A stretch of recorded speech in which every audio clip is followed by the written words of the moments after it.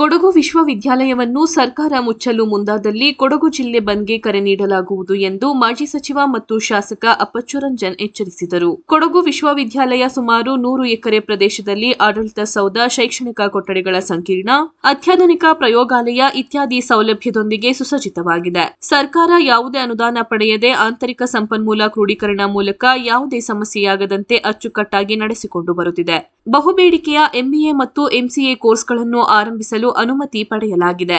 ಇಂತಹ ಸಂದರ್ಭದಲ್ಲಿ ಸರ್ಕಾರದ ಈ ನಡೆ ಖಂಡನೀಯ. ವಿಶ್ವವಿದ್ಯಾನಿಲಯ ಮುಚ್ಚಲು ಮುಂದಾದಲ್ಲಿ ವಿವಿಧ ಶಾಲಾ ಕಾಲೇಜುಗಳ ಸಂಯುಕ್ತಾಶ್ರಯದಲ್ಲಿ ಪ್ರತಿಭಟನೆ ನಡೆಸುವುದರ ಜೊತೆಗೆ ಕೊಡಗು ಬಂದ್ ಮಾಡಲಾಗುವುದು ಎಂದು ಬುಧವಾರ ಸುದ್ದಿಗೋಷ್ಠಿಯಲ್ಲಿ ತಿಳಿಸಿದರು. ಬಿಜೆಪಿ ಜಿಲ್ಲಾಧ್ಯಕ್ಷ ನಾಪಂಡ ರವಿ ಕಾಳಪ್ಪ ಮಾತನಾಡಿ, ವಿಶ್ವವಿದ್ಯಾನಿಲಯ ಬಡವರ ಕನಸಾಗಿತ್ತು. ಆದರೆ ಇಂದಿನ ಸರ್ಕಾರ ವಿದ್ಯಾರ್ಥಿಗಳ ಜೀವನದಲ್ಲಿ ಚೆಲ್ಲಾಟವಾಡುತ್ತಿದೆ. ಇದು ಖಂಡನೀಯ. ವಿಶ್ವವಿದ್ಯಾನಿಲಯದ ಉಳಿವಿಗಾಗಿ ಜಿಲ್ಲೆಯ ಎಲ್ಲಾ ಕಾಲೇಜಿನ ಅಭಿವೃದ್ಧಿ ಸಮಿತಿಗಳನ್ನು ಭೇಟಿ ಮಾಡಿ ಹೋರಾಟ ರೂಪಿಸಲಾಗುವುದು ಹಾಗೂ ಸಂಘ ಸಂಸ್ಥೆಗಳ ಪ್ರಮುಖರ ಸಹಭಾಗಿತ್ವದಲ್ಲಿ ಕೊಡಗು ಬಂದ್ಗೆ ಸಿದ್ಧತೆ ನಡೆಸಲಾಗುವುದು ಎಂದ ಅವರು, ಆಡಳಿತ ಪಕ್ಷದಲ್ಲಿರುವವರೇ ಹೋರಾಟಕ್ಕೆ ಮುಂದಾಗಿರುವುದು ನಾಚಿಕೆಗೇಡು ಎಂದು ತಿಳಿಸಿದರು. ಇವರಿಗೆ ನಂಬಿಕೆ ಹಾಕಲಿಕ್ಕಾಗಲ್ವಾ? ಅದರಲ್ಲೂ ಕೂಡ ಕೊಡಗಿನ ಸಂಪತ್ತು ಬಹಳಷ್ಟು ಹೆಚ್ಚು. ಬೇರೆ ಜಿಲ್ಲೆಗೆ ಕಂಪೇರ್ ಮಾಡಿದರೆ ನಾವು ಕೊಡುವಂಥ ಸರ್ಕಾರದ ಸಂಪತ್ತು ಬಹಳ ಹೆಚ್ಚಿದೆ. ಬೆಂಗಳೂರಷ್ಟು ಇರ್ತದೆ ಹೇಳೋದಲ್ಲ, ಬೆಂಗಳೂರು ಬಹಳ ದೊಡ್ಡದು, ಲಕ್ಷಾನುಗಟ್ಟಲೆ ಬೆಂಗಳೂರಿಂದ ಇನ್ಕಮ್ ಹೋಗ್ತದೆ. ಆದರೂ ಕೂಡ ಜಿಲ್ಲೆ ವೈಸಲ್ಲಿ ನಾವು ಆಲ್ಮೋಸ್ಟ್ 5th ಪ್ಲೇಸಲ್ಲಿ ಇನ್ಕಮನ್ನು ಕೊಡುವಂಥ ವ್ಯವಸ್ಥೆಯಲ್ಲಿ ನಾವು ಇದ್ದೇವೆ. ಹಾಗಾಗಿ ವಿನಂತಿಯನ್ನು ಮಾಡ್ತೇನೆ, ದಯವಿಟ್ಟು ವಿಧಾನ ಪರಿಷತ್ ಸದಸ್ಯ ಸುಜಾ ಕುಶಾಲಪ್ಪ ಮಾತನಾಡಿ, ದೇಶ ಅಭಿವೃದ್ಧಿಯಾಗಬೇಕಾದರೆ ವಿದ್ಯೆಗೆ ಆದ್ಯತೆ ನೀಡಬೇಕು. ಆದರೆ ಇರುವ ವಿವಿಯನ್ನು ಮುಚ್ಚಲು ಹೊರಟಿರುವುದು ವಿಷಾದನೀಯ. ಸರ್ಕಾರಕ್ಕೆ ಕನಿಷ್ಠ 5 ಕೋಟಿ ನೀಡಲು ಸಾಧ್ಯವಿಲ್ಲ ಎಂಬುದು ವಿಪರ್ಯಾಸ ಎಂದರು. ನಮ್ಮ ಗುಡ್ಡಗಾಡು ಪ್ರದೇಶ ಕೊಡಗು ಜಿಲ್ಲೆಯಲ್ಲಿ ವಿದ್ಯೆಗೆ ಹೆಚ್ಚು ಒತ್ತನ್ನು ಕೊಡಬೇಕು ಅಂತ ಹೇಳಿ ನಂಜುಂಡಪ್ಪ ವರದಿಯಲ್ಲಿದೆ.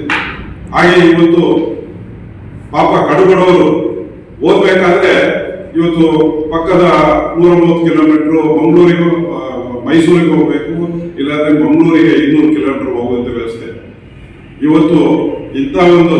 ಯಾಕೆಂತಂದ್ರೆ ಹೈಯೆಸ್ಟ್ ಕೊಡಗು ಜಿಲ್ಲೆ ಚಿಕ್ಕ ಜಿಲ್ಲೆ ಆದರೂ ತೆರಿಗೆ ರೂಪದಲ್ಲಿ ಸರ್ಕಾರಕ್ಕೆ ಕೊಡುವಂಥದ್ದು ದೊಡ್ಡ ತೆರಿಗೆ ರೂಪದಲ್ಲಿ ಕೊಡ್ತಾ ಇದೆ.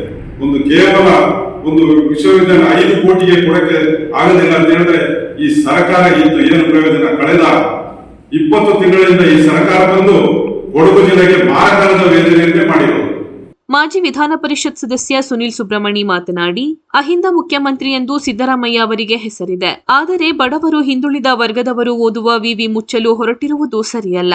ಎಸ್ಸಿ ಎಸ್ಟಿ ವಿದ್ಯಾರ್ಥಿಗಳನ್ನು ಅನಾಥ ಮಾಡಬಾರದು. ಕಾಂಗ್ರೆಸ್ಸಿನವರಿಗೆ ತಾಕತ್ತಿದ್ದರೆ ವಿವಿ ಉಳಿಸಿ ತೋರಿಸಿ ಎಂದು ಸವಾಲೆಸೆದರು. ಸುದ್ದಿಗೋಷ್ಠಿಯಲ್ಲಿ ವಿಧಾನ ಪರಿಷತ್ ಮಾಜಿ ಸದಸ್ಯ ಎಸ್ಜೆ ಮೇದಪ್ಪ, ಜಿಲ್ಲಾ ವಕ್ತಾರ ಅರುಣ್ ಕುಮಾರ್ ಉಪಸ್ಥಿತರಿದ್ದರು. ಅಧ್ಯಕ್ಷತೆಯಲ್ಲಿ ಸಭೆ ಮಾಡ್ತಾರೆ. ಈ ಸಭೆಯಲ್ಲಿ ನಮ್ಮ ಜಿಲ್ಲಾ ಉಸ್ತುವಾರಿ ಸಚಿವರು ಏನ್ ಮಾಡ್ತಾ ಇದ್ರು ಅಂತ ಹೇಳುವಂತ ಪ್ರಶ್ನೆಯನ್ನು ನಾವು ಕೇಳಬೇಕಾಗುತ್ತೆ. ಉಸ್ತುವಾರಿ ಸಚಿವರು ಅಂದ್ರೆ ಇಲ್ಲಿ ಬಂದು ಹೋಗಿ ಅವರು ಉದ್ಘಾಟನೆ ಮಾಡಲಿಕ್ಕೆ ಸಚಿವರು ಜಿಲ್ಲೆಯ ಸಮಸ್ಯೆಗಳೇನಾಗುತ್ತೆ ಅದ್ರ ಬಗ್ಗೆ ಅಲ್ಲಿ ಅವರು ಪ್ರಸ್ತಾಪ ಮಾಡಿ ಇದ್ರ ಬಗ್ಗೆ ಅವರು ಅಲ್ಲಿ ಪ್ರತಿಭಟನೆ ಮಾಡಬೇಕು ಅಥವಾ ಇದರ ಜಿಲ್ಲೆ ಪರವಾಗಿ ಅವರು ಅಲ್ಲಿ ನಿಲ್ಲಬೇಕು. ಇದನ್ನು ಬಿಟ್ಟು ಇದಕ್ಕೆ ಒಪ್ಪಿಗೆ ಕೊಡುವಂತ ರೀತಿಯಲ್ಲಿ ಅಂದ್ರೆ ಈ ರೀತಿಯ ಜಿಲ್ಲಾ ಉಸ್ತುವಾರಿಗಳ ಅವಶ್ಯಕತೆ ನಮ್ಮ ಜಿಲ್ಲೆಗೆ ಇದೆಯಾ? ಹಾಗೆ ಇದನ್ನ ಯಾವುದೇ ಕಾರಣಕ್ಕೂ ಕೊಡಗು ಜಿಲ್ಲೆಯಿಂದ ಹೊರಗೆ ಹೋಗ್ಲಿಕ್ಕೆ ಭಾರತೀಯ ಜನತಾ ಪಾರ್ಟಿ ಬಿಡೋದಿಲ್ಲ. ಎಲ್ಲ ರೀತಿಯ ಯಾವ ಮಟ್ಟದವರೆಗೆ ಹೋರಾಟ ಮಾಡಬೇಕು ಅದನ್ನು ಹೋರಾಟ ಮಾಡಲಿಕ್ಕೆ ನಾವು ಈಗ ಮುಂದೆ ಕಾರ್ಯಕ್ರಮಗಳನ್ನು ಹಾಕೊಳ್ತೇವೆ. ಮೊದಲಿಗೆ ಪ್ರತಿ ಕಾಲೇಜಿನ ವಿದ್ಯಾರ್ಥಿ ಸಂಘ ಇರ್ಬೋದು, ಹಳೆಯ ವಿದ್ಯಾರ್ಥಿಗಳ ಸಂಘ ಇರ್ಬೋದು, ಕಾಲೇಜು ಅಭಿವೃದ್ಧಿ ಸಮಿತಿ ಏನಿದೆ ಅವ್ರನ್ನ ಸಂಪರ್ಕ ಮಾಡುವ ಮುಖಾಂತರ ಪ್ರತಿ ಕಾಲೇಜುಗಳಿಂದ ಸಹ ಇದಕ್ಕೆ ಹೋರಾಟಕ್ಕೆ ಕುಗ್ಗಬೇಕು ಅಂತ ಹೇಳುವಂತ ಒಂದು ಇದನ್ನ ವಿನಂತಿಯನ್ನ ಮಾಡ್ತೇವೆ.